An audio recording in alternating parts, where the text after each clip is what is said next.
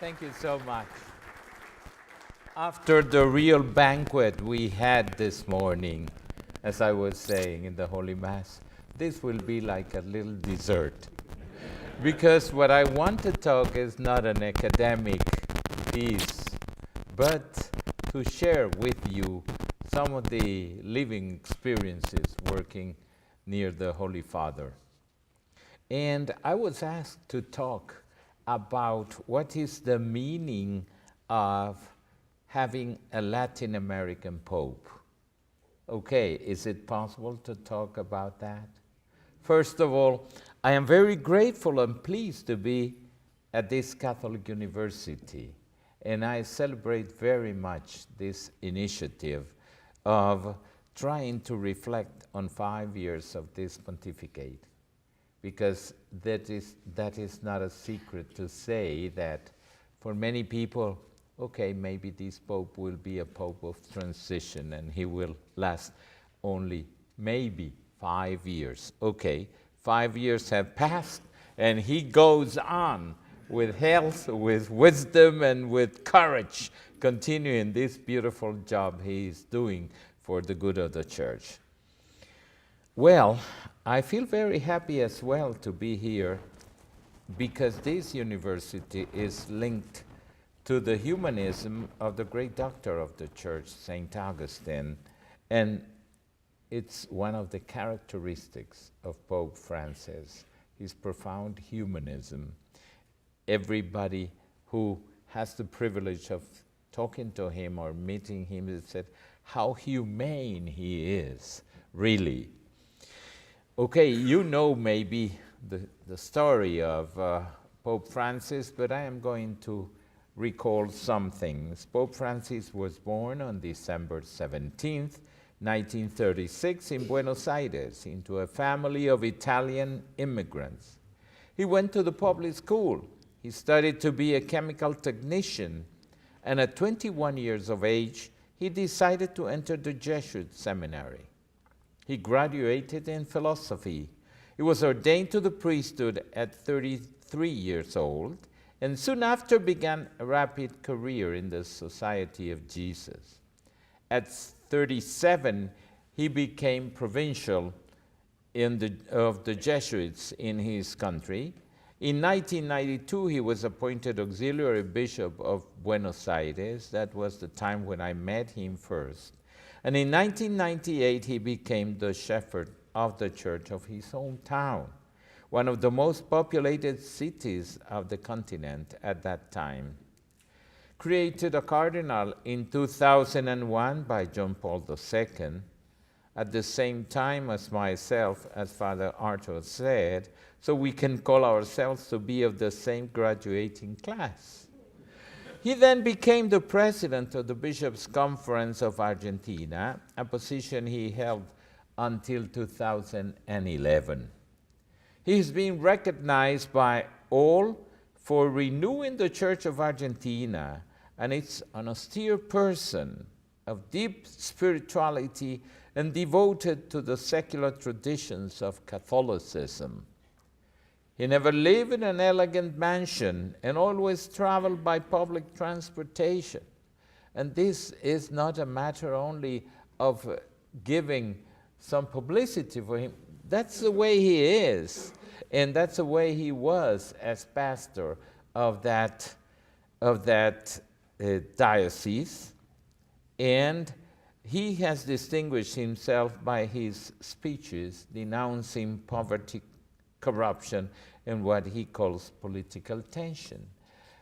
Argentina is not easy, politically talking. It's very complicated.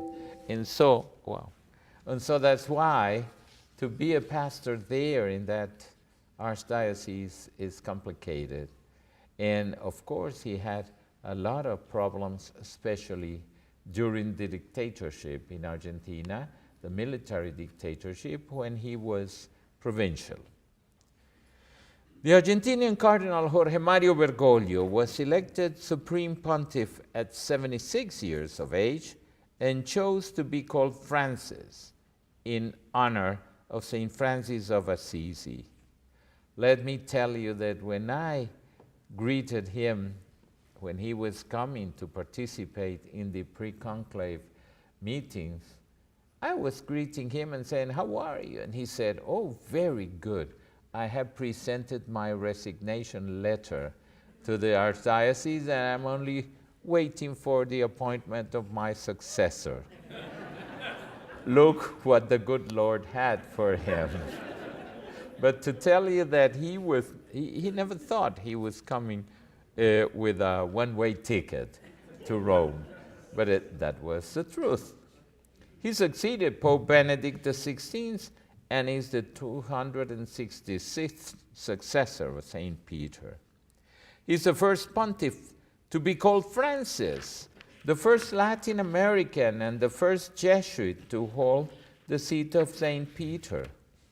He was elected on Wednesday, March the 13th, in the 5th round of voting during the conclave, which began on Tuesday, the day before, in the Vatican Sixtine Chapel, at which were present 115 cardinals from 50 nations. After the white smoke appeared around 7 p.m., everyone was eager to meet the new pope. And I have to share an anecdote about this. There was the voice of the one who was proclaiming the votes was very, I would say, soft. It was necessary to put the microphone. But when the microphone was working, it was possible to listen outside the doors of the Sixtine Chapel. So there was one cardinal who had a strong voice, who was asked to be standing in the middle of the chapel. So when a vote was proclaimed, he was repeating that, so we who were at the end could listen to that. Okay. After the conclave, when the Pope decided to invite us all to the dinner in Santa Marta, this cardinal was giving a package, beautiful package. And everybody started saying, "Que lo abra, que lo abra." Make it open. He did it. And it was a trumpet, a playing trumpet. So this cardinal was called the trumpet of the conclave. Well, to tell you that, even in those things are beautiful to remember. We can never forget that a conclave is a unique experience of faith. And many times I say to myself, I wish all the elections in our countries, especially in Latin America, could be like a conclave, where there is prayer and spiritual discernment, and not propaganda, as many candidates do, promising things. It was really a beautiful experience. Okay, and 1 hour later, the windows of St. Peter's Basilica were thrown open, and the famous Habemus Papam, we have a Pope, proclaimed in the name of Bergoglio, who became the 266th Pope. He took office on the feast of St. Joseph, March 19, 2013, 6 days after his election. Francis wore a white robe and a stole, but not the typical red cape. This was the sign that he wanted to be a simple pope. He looked out on the piazza with deep emotion and offered a simple "Buonasera," good evening. Before all else, I want to ask you a favor. I want to pray for our emeritus Pope Benedict XVI. Let us all pray together for him, that the Lord bless him and Our Lady protect him. This was followed by a greeting and a message to the world in Italian and Our Father, Hail Mary, and glory be to the Father. It was a simple start for a very, very simple man. The Pope who embarks on a new journey. The day of his election, in a brief introduction to the whole world, the new Pope announced that he was now starting a journey. And he always talks about the church en salida, in exit, because he understands our service is like a journey for which he asked us to pray for one another so that there might be a great sense of community. I hope that this journey, he said, of the church, which we begin today, might be for the evangelization. In addition, he asked all to pray in silence that God might assist him in his work, and the crowd was silent for a few minutes.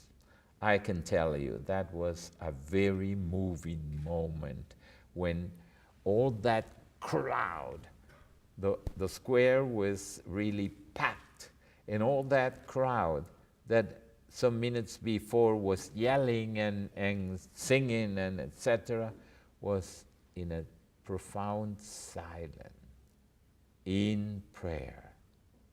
This is another sign, because there is not a single day when the Holy Father is not asking us to pray for him, because he prays. He prays a lot, and he believes in the power of prayer. Today, we know that the journey that the Pope has decided to undertake 5 years ago is that of the poor, is that of the synodality, collegiality, and the spiritual renewal of the church. All those roads lead in the same direction, to Christ. They are not 3 personal choices, but 3 vital impulses that the church needs according to the deliberations of the cardinals during the pre-conclave meetings, and that any pope elected would have to assume as an imperative, taking into account the global reality of the church and the deep transformations of society. To follow this journey is to follow the inspiration of the Holy Spirit who led Jesus into the desert, as the Gospel of Mark tells us. All of us, at some point in our lives, after having sought in vain the meaning of our existence, have set out sights towards the river of history. We have left aside the task of finding our own way in order to let the one who is the way seeks us out.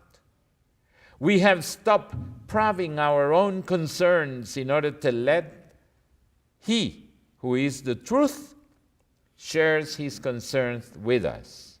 We no longer live for ourselves in order to let he who is life began to communicate an abundant life to us so that we might share it with others.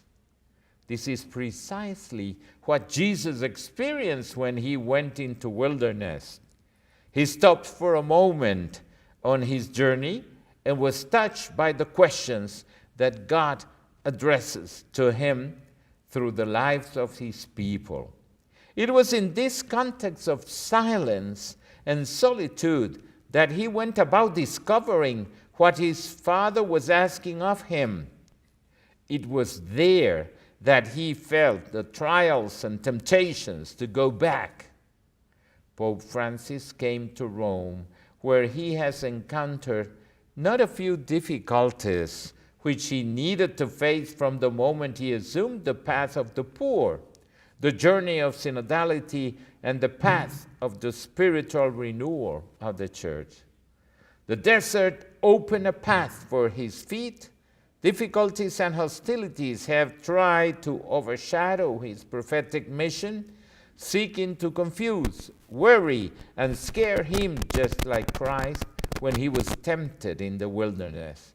But we know that the Holy Spirit chose Francis, taking him into a remote place to the existential desert of Rome, And the Spirit who began his good work in Francis has the power to bring it into a blessed completion. Of course, I still recall 3 days after the election, he called me by telephone. I almost fainted because this was not common. The Pope never called persons by telephone. It was always the secretary or an assistant, but not himself. And when I was staying in a particular house, and when I said, somebody's calling you from Santa Marta, I said, what? Santa Marta, maybe I didn't pay. And when they say no, it's, I am the Pope. My goodness. What are you doing Sunday after the Angelus? He said, Holy Father, whatever you say. Come, he said, come to have lunch with me. And by that moment, it was something extraordinary. First thing he said, listen, I went to the apartment. I cannot live there. That's a prison. I need the people. The apartment is like, you know, a funnel in reverse. People enter by drops. I need contact with the people, so I decided to live in Santa Marta. What do you think? And I said, I never thought about it. But of course, I think it's a good option.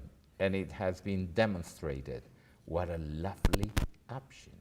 He started inviting to his Mass every single day. And the first guests were the gardeners of the Vatican.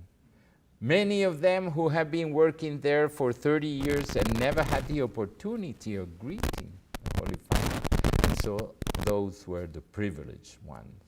And then all that year passed all of the employees in different offices of the Vatican. They were the privileged guests in the Holy Father's Mass. And every single Mass he goes to the door of the chapel to greet each one every day. This is a big effort. Doing it on Sundays for us pastors in our parishes is easy, but doing that every single day, and he does it as a way of communicate. And you should listen to the people, because now the parishes of Rome are passing. There is a delegation of parishes every day in that Mass. And for them, it's a message. Just greeting the Holy Father and having a picture with him is really, really a wonderful idea. And that's only a little sign of many what he does. One day, those of you who know Santa Marta House, okay, there is like a big restaurant where everybody of us eat. But even the Holy Father, he has. At the beginning, he was at the center of the restaurant, but they decided to put him aside because he couldn't eat. Each one who was entering wanted to greet him. And so now there is like a special agreement to leave him eating in peace. But many times, he doesn't have a special cook. He goes and serves and eats what we have in Santa Marta. There is a buffet, especially in the dinner, and many times he goes there and he serves himself. And that it's really a message. Every day we have messages from him. Sometimes when we were taking the lift and the door was open and the Holy Father was there, oh, excuse us. No, he said, come, we can go together. At the beginning, there was always a Swiss guard there in the lift. Now, the Holy Father said, I know how to press the buttons. These are really, really messages we receive every single day with him. One day, I was coming down in the lift. It was a Saturday evening. And when the door was open, I see a soccer ball passing by and said, "Who's playing soccer here?" It was the Holy Father with a boy that is the son of one of the workers in the reception in Santa Marta. He came to present his wife and his child to the Holy Father, and he started playing with him. He is so. One day, I entered a little early in the restaurant, and at the end, I see all the women who are cleaning the house that eat half an hour before the rest of the Christians, I would say. Okay, that they are always in white. And I see somebody, well, this is not a lady. It was the Holy Father having lunch with the girls who make the cleaning of the house. That's how he is preaching with his gestures, with how, as a friend told me, the encyclicals of the gestures. And this is a big message. Being Latin American is not a matter of ethnicity, because many people say, okay, we have a Latino Pope. What is that? The faithful, amazed and proud, call Francis the first Latino Pope. Spanish-speaking, Argentinian-born, but for some American-born Latinos, there is a problem. Pope Francis' parents were Italians. Here, there are many grandchildren of Italians, sons and daughters of Italians as well. In Argentina, most of the surnames are Italian, to the point that in some schools in Buenos Aires, Córdoba, San Miguel, it would be the same as in a school of Rome, Torino, or Treviglio. They are the same surnames and the same cultural roots, the same ancestral patterns, in wide variety of items that speak of a multicultural, multiracial, and multinational Argentina. The fact has revived in some places about what it means to be Latino. Those who question the pontiff's Latino identity recognize that he is Latin American and a great source of pride for Spanish-speaking Catholics around the world. But for some, that doesn't mean they say he is Latino. This seems to be a minority position, but they have taken a toll on the debate, especially here in the United States, around this man, and these times which are so unique. Are the Italians Latinos? Some say no, others say yes, that the quintessential Latinos are from the Lazio region, which is the cradle of the Italian language, and insofar as it's a Romance language, so are Spanish, French, and Portuguese. Okay, the day of Francis' election, a newspaper in the city of Los Angeles asked, should a Latino have native blood? In an article under the headings, is the new Pope Latino? The controversy reveals the importance of the man known until recently as Jorge Mario Bergoglio. No matter what his ethnicity to Latino Catholics around the world, his two given names are completely Castilian, although his two surnames are Italian. This is a sign. This is a sign of unity, community, and love. Okay, so I will now point out some traces of his papacy. First of all, a Marian Pope. At that time, he extended his first blessing and indulgence, Urbi and Orbi, to the city of Rome and to the whole world. And then, before departing, he announced that on the following day, Thursday, he was going to pray to Our Lady in Santa Maria Maggiore Basilica for the protection of the church. And this is a place that sees frequently the presence of the Pope. Before going to a trip outside, he goes to Santa Maria Maggiore.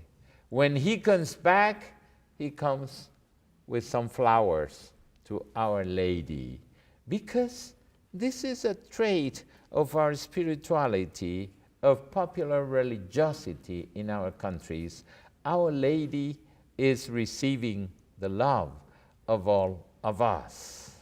So, perhaps it goes unnoticed in his preaching. The presence of the Virgin Mary in his homilies and catechesis is constant. Some time ago, he declared that his devotion to the Virgin was to be attributed to us, the Salesians of Don Bosco, from his student days in a Salesian school after his mother had the last child. She was very ill, and so he and his older brother were taken to a Salesian school as, how do you call interns? As as boarding. And so he was learning how Mary, Help of Christians, was present in his spirituality. And of course, Francis' unwavering spirit of renewal combines with a strong and tender devotion to the Mother of God. Francis is a person of strong faith and simple piety. In front of any image of the Virgin, he always devotes loving looks and caresses. And among all the Marian devotions, there is one to which he feels particularly drawn: La desata nudos. But don't say it desatanudos, because it seems to be near Satan. No, it's nothing to see with Satan. Desata nudos, it means untied of knots. The devotion originated in Germany and is widespread in Argentina.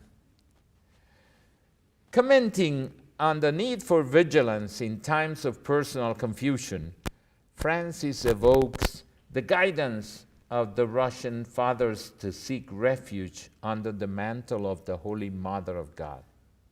This Marian shelter, the Pope reminds us, forms part of the liturgy as well, by which the believer declares to find safety under the presidium refuge of Mary. We all remember, Sub tuum presidium confugimus, Santa Dei Genitrix. Under your protection we take refuge, Holy Mother of God. In this way, not praying to Mary in times of need is like being an orphan, he uses to say.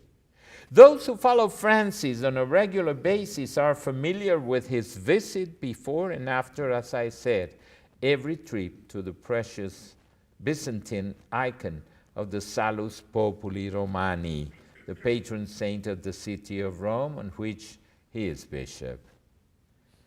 It is also not uncommon to see Francis praying the Hail Mary with the pilgrims who arrive in St. Peter's Square, and among the objects he carries in his pocket can be found the Holy Rosary. It is a rosary that already has a guardian, quite young, by the way, but appointed by the Pope in person. It was February 15, 2016, during his visit to Mexico. He said to a boy, "I am going to bless you and name you custodian of my rosary, and you will always look after it. Is that right? And occasionally pray for me." In Mexico, we remember that before the image of Our Lady of Guadalupe, he prayed in silence for about 25 minutes while a crowd was waiting and praying as well. As the beginning of his pontificate, standing in front of the image of Fatima, he asked her to take care of the poor and those who are excluded. These are constant gestures that express a form of simple but no childish faith. This is true because for the Pope, the Virgin is so fundamental in the Church, just as a mother in a family. I mentioned earlier that Pope Francis loves soccer. Yes, indeed. Well, his devotion to the Virgin led to soccer, as I will explain. The Salesian priest Enrique Pozzoli, who baptized Jorge Mario on December 25, 1936, was also a fan of San Lorenzo de Almagro, a soccer team in Buenos Aires. And he believed that the blue and red colors of the team were provided by the image of Mary, Help of Christians, for this traditional soccer team of which the Pope is such an intense admirer and member of the club. And he was paying it single year for his membership to be a member of this soccer team. But not only Our Lady, also Saint Joseph. And the Pope is deeply devoted to Saint Joseph. Saint Joseph is one of the most widespread Latin American and Italian devotions of Pope Francis, and he is clearly devoted to him. When he speaks to us of Saint Joseph, he always calls him a custodian, which is his job to take care of and charge of what came unexpectedly to him, a son he has not fathered, to take care of the woman he loved. Pope Francis tells us that Saint Joseph didn't know and never even suspected that what he was guarding was the life of an emerging church. His most beautiful words to Saint Joseph were addressed to him in St. Peter's Square while celebrating the solemnity of St. Joseph on March 19, 2013, which began his pontificate. That explains why in his papal coat of arms we find the flower of St. Joseph, evoking his profound devotion. It was in the temple of St. Joseph where Francis received the call to consecrated life. One spring evening on September 21st, 1954, Jorge Bergoglio, aged 17, was going to meet his friends to celebrate the Day of the Student. And while passing the parish of St. Joseph de Flores, something that he never planned happened. He felt a strong urge to enter the parish church. And it is there that he received the call. Saint Joseph was the mediator of his vocational call. On January 19th, 2015, Pope Francis also gave us a very personal witness, which had already been mentioned on some occasions. In it, he said the following: I would like to say something personal. I love St. Joseph because he is a strong and silent person. And on my desktop, I have a statue of St. Joseph sleeping. And even while sleeping, he cares for the church.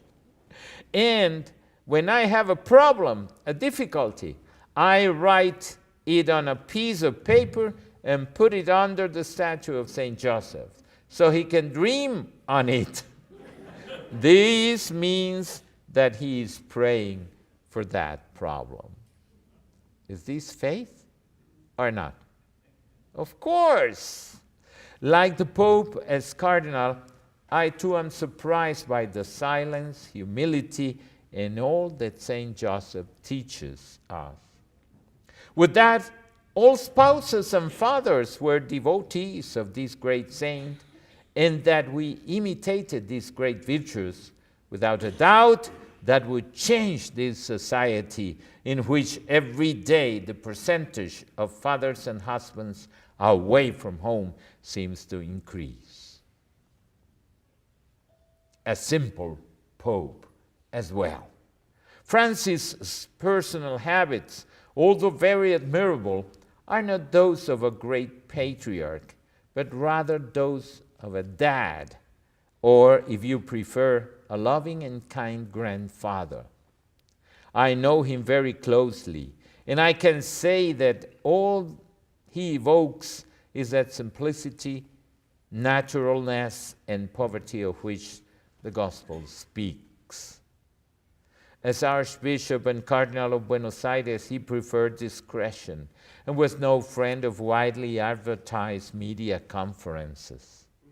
Being the Archbishop and Cardinal of Buenos Aires, he refused to live in the Archbishop's palace and preferred to stay in a small apartment until he was made Pope in 2013. He used to go in Buenos Aires on foot, by subway, or by bus. He was not accepting invitations to go to restaurants. He used to cook his own food. He never liked demonstrate the attributes of a cardinal. That is why on his trips, it was common to see him in a simple black coat to avoid ostentation or whatever. His humility has made him immensely popular, a smiling figure walking among the crowds in St. Peter's Square. He speaks in very personal terms about those forgotten by the global economy, whether they may be migrants drowned in the sea or the women with no choice but to engage in prostitution. His deep criticism of the environmental destruction has captured the world's attention for the emphasis he puts on the theme that the hardest hit by wild greed are always those who are poorest. And that's our Pope. I could have been speaking more time, but I am aware that you're tired. This is only to encourage you to know better every day more and more a Pope of heart, home, and family. A Pope more of the encyclicals written with deeds than words. We could write a book of anecdotes, a kind of new little flowers of Francis, similar to the book that bears a name but referring to Saint Francis of Assisi, about his many symbolic actions, prophetic and pedagogical, that Pope has displayed in many different scenarios. I mean it. Pope Francis, or simply Francisco, with his eloquent and spontaneous deeds, gives enough material to write off the teachings and testimonies that these actions, so striking and relevant, become a clearer translation of his doctrine, or his overall thinking of the new paradigm of bishop, of which he is the designer and promoter in the church. Francis's gestures coincide fully with his written doctrine, and sometimes not only are its authentic interpretation, but also its genuine translation, insofar as they bring his words to life, to action for concrete matters and people as well. This will make Pope Francis go down in history as the person who, as in the Acts of the Apostles says of Jesus, taught by doing. There was no split between what Jesus said and what he did, because he taught as he did things. He taught by doing. His gestures, his miracles were very clear signals that the kingdom of God was already among us on earth. They say that St. Francis of Assisi asked a disciple to accompany him to a town to preach. The disciple accepted, enthusiastic about the possibility of learning to preach. He knew that he had to learn how to reach people with the Word of God. So they went out to preach. But in their long journey through the town, they never pronounced a single word. Once back at the convent, the young friar asked Francis of Assisi why he had not preached. Saint Francis' response was that they had done so by their example. I think that Pope Francis speaks more to the world with gestures, his words, his language, and his life than with his writings. Thank you so much.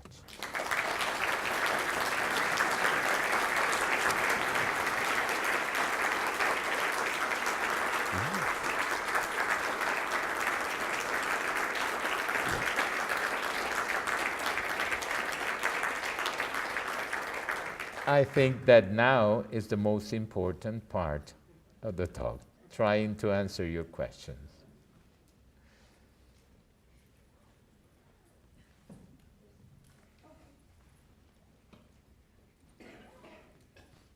Quick, simple question. Has the Curia been reformed?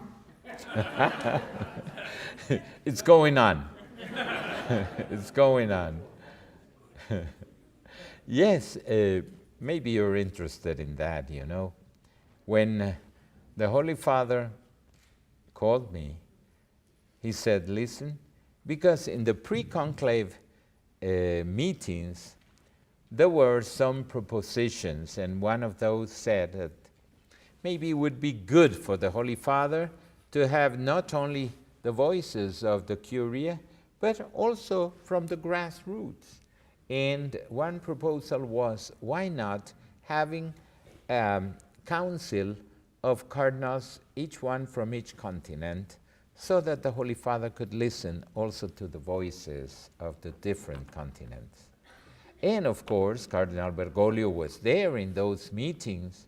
And so, in the very first meeting when he invited me for that famous lunch, he said, I want to make a council of cardinals with this. He had all the names in his head. And after that he said, you dare to coordinate this? Okay, and that was the origin.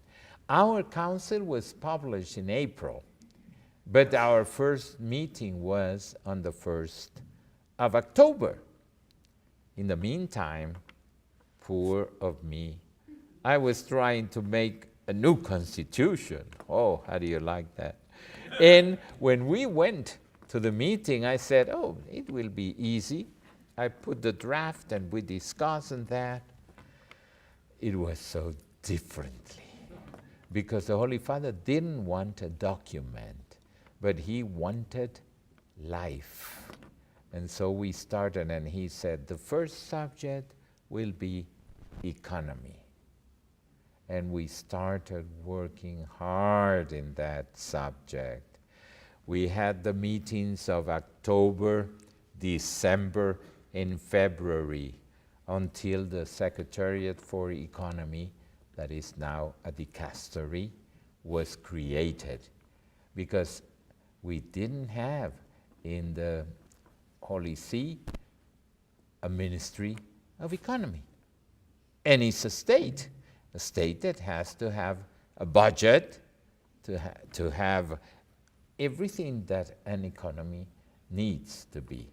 So, yes, we started, and we started by life, trying to gather all the, I would say, advices or even criticisms or whatever to each single dicastery. And then trying to put it together and to discuss, and then to make the suggestions, and then to vote to the new texts. I can tell you, it's been not an easy work. Then we had to get inputs from the bishops' conferences and have inputs from the different dicasteries as they are working now. Okay, I can tell you that the first complete draft is almost ready, and it's going to be discussed in our next meeting at the last week of this month. But not only that, because in the meantime, there were reforms made during the journey. So if you read the speech of the Holy Father to the Curia in December 2016, you can count 19 reforms already done. Canon Law has been reformed in some of the canons. There have been created new things like a third department in the Secretary of State, like the union of some of the dicasteries, such as laymen, women, family and life in one dicastery, such as putting united the justice and peace, cor unum, pastoral of health, and migrants. And this is not only a matter to say, okay, you be like this, like that. No, the reform of communications has not been easy and continues ongoing. Can you imagine that in Vatican Radio there were 356 people working or pretending to work? It's not an easy task. And the Holy Father didn't want anybody in the street. So when people was not going to be working in that dicastery, it was necessary to train him for a different job, but not to be jobless. So this is complicated. And so, but the reform is going on. And at the same time, there is a big challenge.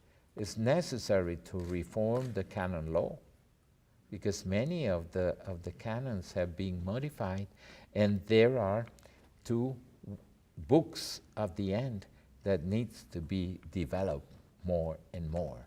So the work is going on. Thank you very much, Father.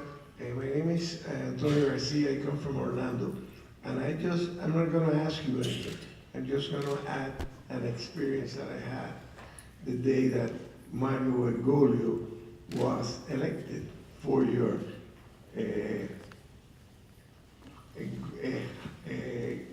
group of experiences that you have. And this is a lay person only. I'm a lay person. And what happened was that I was in my house, and then I was waiting, like everybody else, to see who the Pope was. And then the Cardinal from France, I think it was the French Cardinal, but he's a little bit yes. inside, Cardinal Toran. Right. And then he says, Bergoglio. And I said, I'm getting out of here. This is another Italian. And I'm getting out of here. And then I closed the TV, I got upset, and I went to my office, and finally I found out, no, he's Argentina. So I'm Cuban, so I was very happy. But I can add to you that wherever I go, people tell me, tell the Holy Father that we loved him, and tell the Holy Father that we pray for him. It's like a common thing.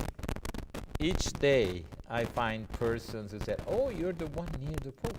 Tell him that we love him and that we pray for him. And this is beautiful, because nobody ignores that there is opposition as well. You have been discussing many of the items in the workshops before.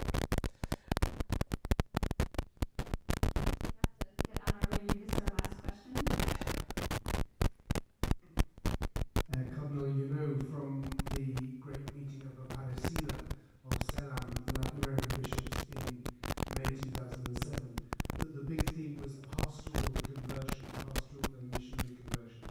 And in many ways, that's the great objective of those pontificates. And then you talked about curia reform. How would you judge the progress of the pastoral reform of the Catholic Church after that? Wonderful question, and I thank you for that. because, when we were preparing the conference of Aparecida, it was a very clear horizon that it was necessary for a conversion. Not continuing doing the same as the last year, and always repeating the same. And there was a big desire to change. And the formula was that, pastoral conversion. That was a source of big discussions, because there were people saying, okay, conversion is personal. You cannot talk about personal conversion. But when we go to the etymology of conversion, it's a change of direction. And so a person can change direction, but also an institution. And pastoral is not a science, but is a way of preaching the gospel and spreading the good news. And so it was every day more and more making us conscious that it was necessary. Okay, where are we at this particular moment in pastoral conversion?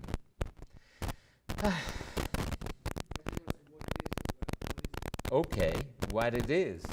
Pastoral conversion means, okay, what I am doing is answering to the needs of the people, is answering to the real problems. Are we not giving answers to questions that nobody makes?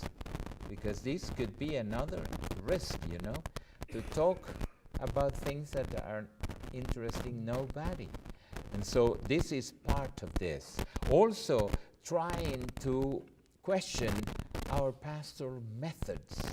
I still recall in 1983 when for the first time St. John Paul II was asking us of a new evangelization in methods, in the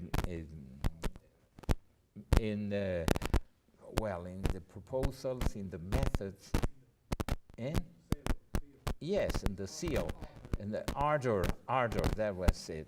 And so, how many years have passed and we still do not try to understand? That is why parts of this pastoral conversion needs to go out. A church in exit, field hospital, as Cardinal was telling last night, as a field hospital, because there is so many Catholics wounded that are still bleeding, wounds that have not been healed.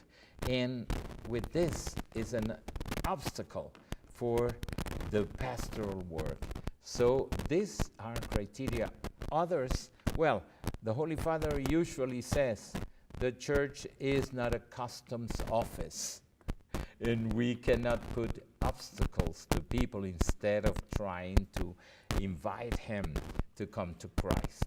So he is convinced about this, and when you see the gifts he gives to the visitors, especially when those are chiefs of state, the document of Aparecida and Evangelii Gaudium. And now I am sure will be Gaudete et Exultate, which is lovely.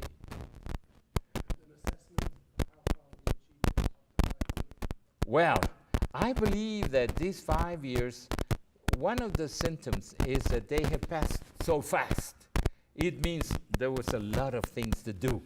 We were not bored, but we were moving, because he is always trying to encourage us to move, not to be static. And I have to point out these beautiful gestures of going to the poorest of the poor. Things like, how did he celebrated his last birthday, December 17th last year, inviting 5 people of the streets to a breakfast That was his celebration, trying to go to those who everybody doesn't take care of, trying to make some showers and a barber shop for those who were just marginalized because of their appearance, and always trying to go to the poor. These are gestures that cannot be ignored and have been provoking a conversion in many of us bishops, in many of the bishops in the church.